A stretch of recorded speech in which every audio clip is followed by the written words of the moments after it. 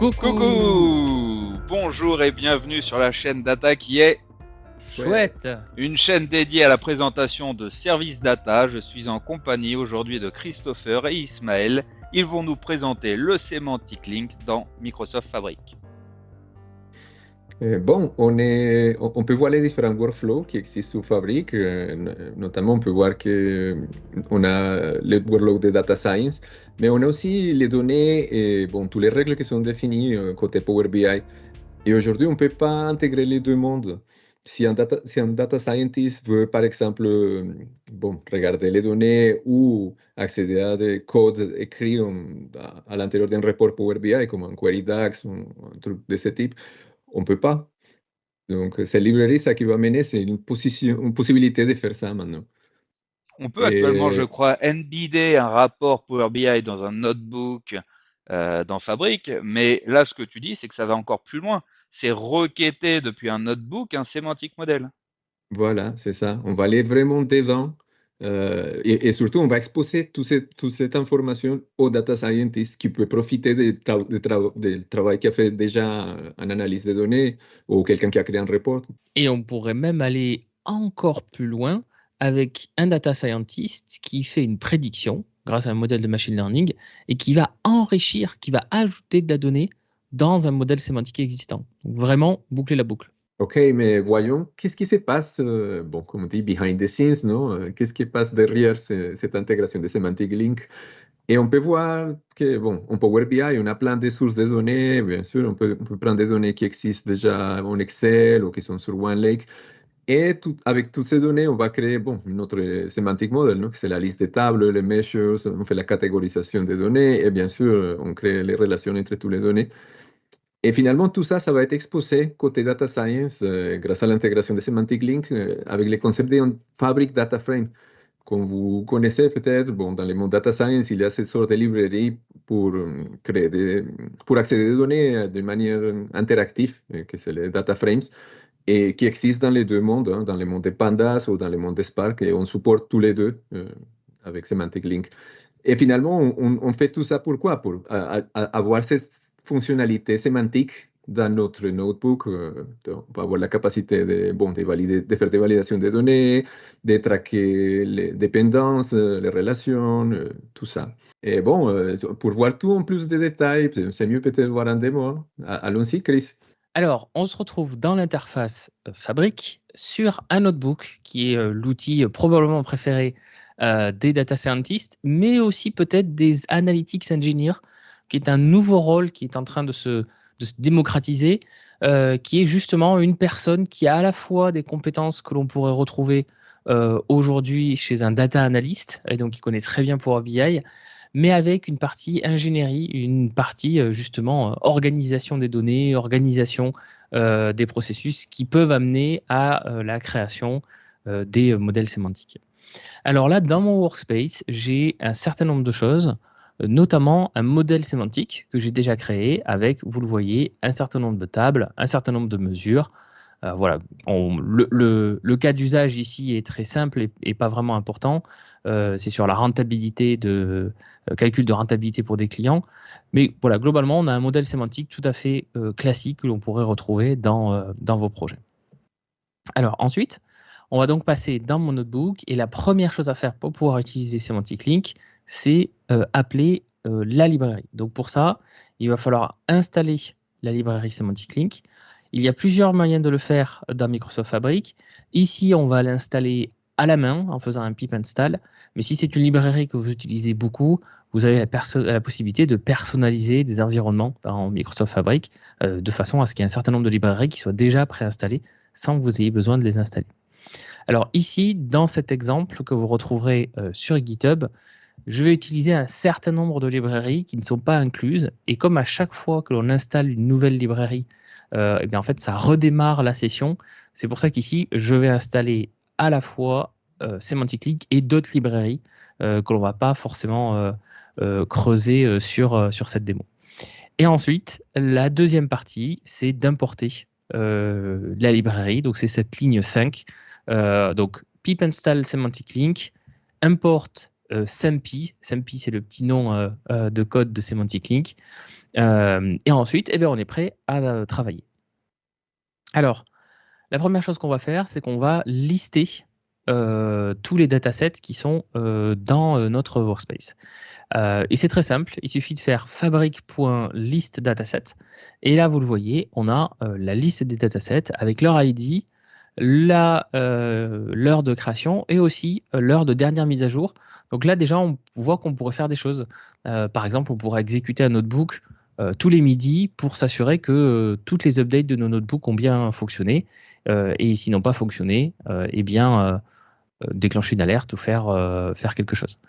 Là aussi, vous remarquez que à aucun moment j'ai mis une chaîne de connexion ou un lien. En fait, comme Semantic Link fonctionne à l'intérieur de Microsoft Fabric, eh bien, il hérite tout simplement de vos droits, de vos permissions sur le workspace.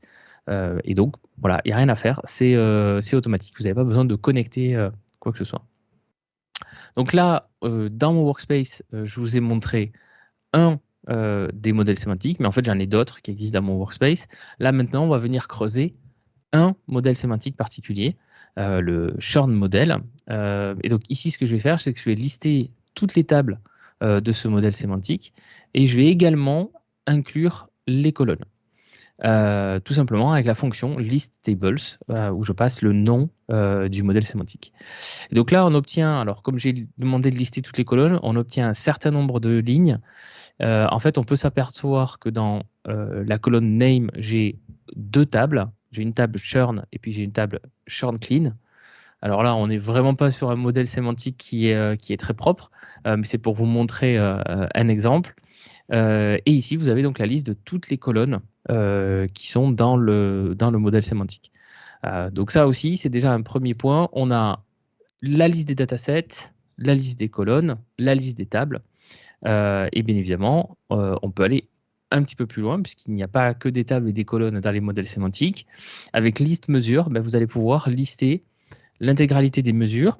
Et je voulais vous montrer là aussi que vous pouvez éventuellement travailler sur plusieurs workspaces. Si votre entreprise se met à Microsoft Fabric, déjà dans le monde Power BI, on a l'habitude d'avoir un certain nombre de workspaces. Avec toutes les fonctionnalités qui arrivent dans Microsoft Fabric, vous pourriez avoir une autre organisation de workspace qui pourrait vous amener à avoir encore plus de workspace et surtout à beaucoup travailler entre les workspaces. Parce que peut-être que en tant que data scientist, vous allez avoir votre workspace pour faire la data science, mais finalement, vous allez utiliser des données, donc des modèles sémantiques qui, eux, sont dans des workspaces de data product. Et donc, vous pourriez potentiellement créer, par exemple, un modèle de prédiction qui a besoin de données avec un modèle sémantique qui concerne les commandes, un modèle sémantique qui concerne la connaissance du client, le nombre de fois qu'il est passé en boutique, le nombre de fois qu'il a cliqué sur un email promotionnel. Et donc, avoir besoin d'agréger ces données-là, vous pouvez le faire. La plupart des méthodes en fait, de la librairie Semantic Link acceptent un paramètre workspace qui vous permet du coup d'aller chercher des informations cross-workspace au sein du même notebook. On connaît, Chris, le Best Practice Analyzer pour vérifier la qualité d'un sémantique model. On pourrait très bien utiliser cette fonctionnalité-là pour vérifier la qualité de notre DAX, vérifier la nomenclature, le naming convention à l'intérieur de mon sémantique model, finalement réimplémenter toutes ces règles via cette librairie. Oui, tout à fait. Comme tu as accès en lecture, en écriture à toutes à la fois les données et les métadonnées qu'il y a dans tes modèles sémantiques, en effet, tu pourrais implémenter une partie de ces outils-là, mais tu pourrais aller beaucoup plus loin, notamment sur la qualité des données. On va le voir dans un instant, puisque tu pourrais aller parser en fait l'intégralité des données ou calculer des mesures DAX pour t'assurer qu'il n'y a pas de problème d'intégrité, par exemple, sur tes données. Donc oui, ça ouvre le champ des possibles de manière assez importante et ça reste du Python très accessible pour n'importe quel data engineer, n'importe quel data scientist.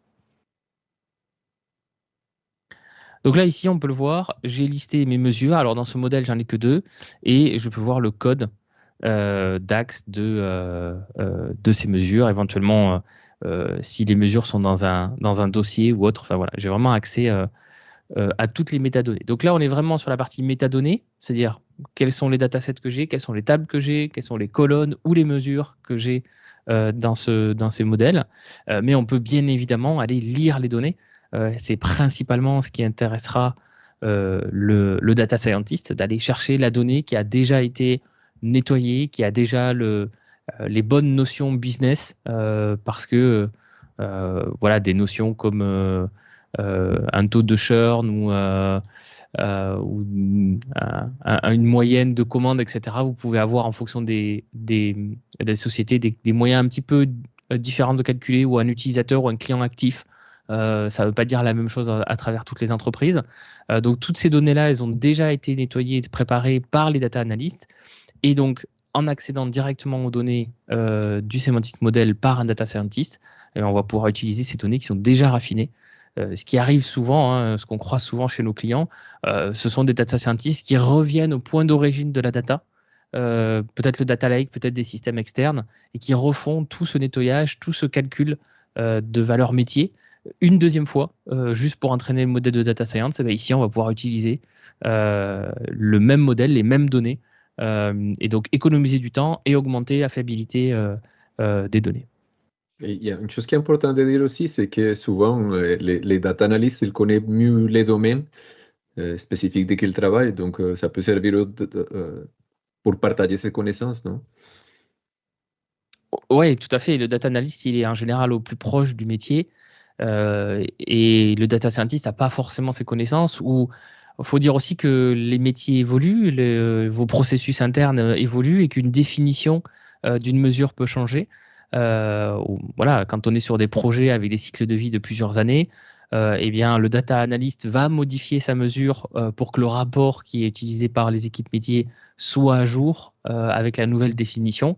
Eh bien, dans ce cas-là, si le data scientist a utilisé Semantic Link pour entraîner son modèle de machine learning, eh bien, il n'y a rien à faire. Juste réentraîner le modèle, puisque les données auront automatiquement et immédiatement la nouvelle manière de calculer la mesure métier. Donc, une fois que le data scientist il a récupéré ces données, il peut les utiliser. Alors, il peut bien évidemment entraîner un modèle de machine learning. J'en ai parlé plusieurs fois. On ne va pas vous montrer ça dans cette vidéo, mais Romain, je crois qu'on aura peut-être un autre épisode tout à l'heure, oui, de Data Chouette un petit peu plus avancé, où on rentrera justement dans cette partie machine learning. Mais je voulais vous montrer qu'on peut quand même faire des choses, notamment la visualisation. Alors, ça peut paraître un petit peu bizarre parce que, en général, si on a un modèle sémantique, ben, on va faire du Power BI pour faire la visualisation. Mais il est vrai que côté Python, côté Data Science, on a énormément d'outils de visualisation de données qui, des fois, sont un petit peu plus puissants pour des usages très avancés, des visualisations très avancées, que ce que peut proposer Power BI out of the box, puisqu'il y a aussi un ensemble de visuels faits par nos partenaires qui permettent de faire des choses très très avancées, mais que vous n'avez peut-être pas dans votre organisation. Donc là, par exemple, je vais prendre la librairie Seaborn, qui est une librairie très connue dans le monde Python, qui n'a absolument pas été designée pour fonctionner avec Semantic Link. D'accord ? Et bien pourtant, je vais pouvoir récupérer des données et les afficher. Alors là, vous avez ici un exemple basique, mais on peut avoir des exemples comme ce cube en 3D sur 3 dimensions qui est un petit peu plus avancé. Et ça, de base, avec Power BI, c'est un petit peu compliqué à réaliser. Pourquoi ça fonctionne? Tout simplement parce que, comme vous l'a dit Ismaël tout à l'heure, Semantic Link permet d'exporter les données dans un data frame. Un data frame qui est à l'origine un data frame Panda, on a surchargé en fait ce data frame là, ce qui veut dire que tous les outils, toutes les librairies qui fonctionnent avec des data frames eh bien, vont fonctionner avec un data frame qui provient de Semantic Link. Mais en plus de ça, comme on a surchargé ce data frame, on peut associer des métadatas, et donc ça veut dire que quand on va transformer ce data frame, on va garder l'information d'origine qui est propre au sémantique modèle et qui n'est pas inclus dans les data frames de base, parce que ça ne fait pas sens dans la librairie Panda d'avoir ce genre d'information. Donc on peut vraiment aller très loin. Et puis pour finir la boucle, on en a parlé dans l'introduction. Si par exemple j'ai un data frame en tant que data scientist qui ne provient pas de Semantic Link, eh bien, on peut tout à fait le visualiser à l'intérieur d'un notebook Python avec Power BI. On peut embedder Power BI, donc c'est en utilisant le Power BI Client. Ici, je vais utiliser une fonctionnalité Quick Visualize qui va m'auto-générer un rapport. Bien évidemment, on pourrait construire son rapport soi-même et envoyer des données à son rapport. Et donc, c'est assez simple. En fait, j'importe Quick Visualize et d'autres méthodes utilitaires. Je passe mon data frame Panda à Quick Visualize et ensuite, je me demande d'afficher le rapport. Et donc là, on est bien dans un notebook Python et pourtant, j'ai accès à un rapport Power BI interactif, tout ce qu'il y a de plus normal. Alors là, on vous a zoomé l'écran pour que vous voyez bien sur la vidéo, donc on ne voit pas la barre sur le côté, mais on est dans un rapport Power BI qui affiche des données provenant du notebook et qui est lui-même affiché dans le notebook. Et ça c'est bien cool aussi parce que bon, un data scientist peut profiter d'un report qui est déjà construit juste pour apprendre la distribution des données ou un peu plus se familiariser, non? Oui, tout à fait. On a souvent ce besoin-là en tant que data scientist de découvrir un dataset pour faire notamment la partie qu'on appelle le feature engineering, c'est-à-dire déterminer finalement dans notre modèle de données quelles sont les colonnes qui sont importantes pour faire la prédiction dont on a besoin. Et donc, en effet, on a besoin d'avoir un petit peu une photographie des données. Et cet outil Quick Visualize nous permet très simplement, très rapidement, de venir visualiser nos données sans écrire de code. Parce que vous l'avez vu, voilà, le code Seaborn, il faut écrire quelques lignes. Alors oui, c'est vrai qu'on a Copilot qui arrive dans les notebooks, on a plein d'outils pour nous aider, mais finalement, faire juste Quick Visualize et passer le data frame, il n'y a rien de plus simple que ça. Semantic Link, c'est bon que c'est un loop, non? Finalement, on peut attraper des données qui sont sur Power BI, des règles sémantiques, et les intégrer sur un notebook, faire notre job de data science qu'on n'a pas vu en détail, parce qu'on verra ça dans une autre vidéo, peut-être plus avancée, et intégrer tout ça dans une seule solution, non? Mais souvent, il y a beaucoup de choses qu'on peut faire de plus. Bon, on a regardé un petit peu les fonctionnalités basiques pour accéder au dataset, mais on peut aussi, à partir d'un notebook, par exemple, exécuter un query DAX qui existe déjà. Et surtout, on peut intégrer aussi plusieurs de ces data frames qu'on a parlé, peut-être des data frames qui n'ont pas la fonctionnalité sémantique, avec des data frames qui ont la fonctionnalité sémantique. Et avec les deux, bon, enrichir un peu plus les données et augmenter la qualité, hein, que c'est le truc qui nous intéresse le plus des deux côtés, hein, côté data science, bien évidemment, et côté Power BI. Et bon, si vous êtes intéressé pour les sujets, si vous voulez apprendre un peu plus en détail, bon, vous pouvez visiter la documentation de Semantic Link dans le lien à gauche. Et bon, on a aussi des exemples de notebooks qui intègrent Semantic Link pour apprendre plus, que vous regarderez aussi dans les liens à droite. C'est pas mal pour apprendre plus. Super. Ben, merci beaucoup Christopher, Ismaël pour cette première vidéo sur le Semantic Link. On se revoit bientôt. N'hésitez pas à vous abonner à la chaîne. Merci.